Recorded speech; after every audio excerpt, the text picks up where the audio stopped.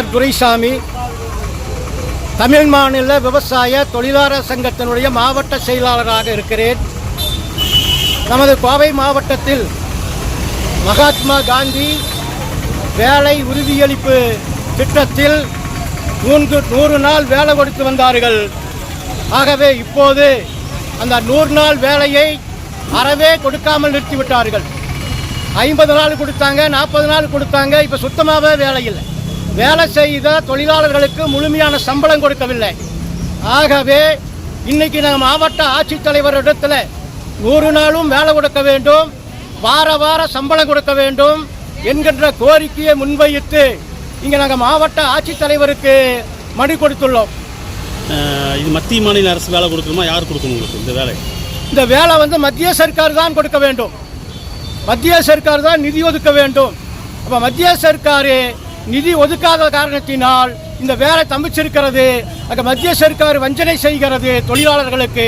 இந்த ஒன்றிய அரசு இந்த மாதிரி செய்யக்கூடாது என்பதை கண்டித்து நாங்கள் பேச தயாராகிறோம். இது எத்தனை பேர் பாதிக்கிறாங்க? இதனால் கிட்டத்தட்ட பல லட்சம் பேர் நம்ம மாவட்டத்தில் பாதிக்கிறாங்க.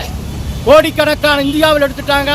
பல கோடி பேரை பாதிக்கிறார்கள். பல கோடி பேரை நீக்கியிருக்கிறாங்க. இந்த 100 நாள் வேலை திட்டத்தில் இருந்து நீக்கியிருக்கிறார்கள்.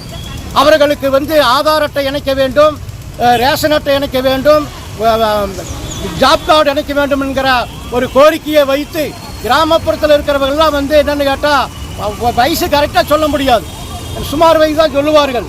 ஆதார் அட்டையில் ஒரு வயது இருக்கும், ரேஷன் அட்டையில் ஒரு வயது இருக்கும், ஜாப் கார்டில் ஒரு வயது இருக்கும்.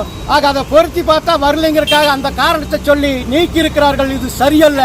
அது ஏழை எளியவர்கள், படிக்காதவர்கள், அவர்களுக்கு இந்த மாதிரியான கொடுமை செய்வது இந்த மத்திய அரசு.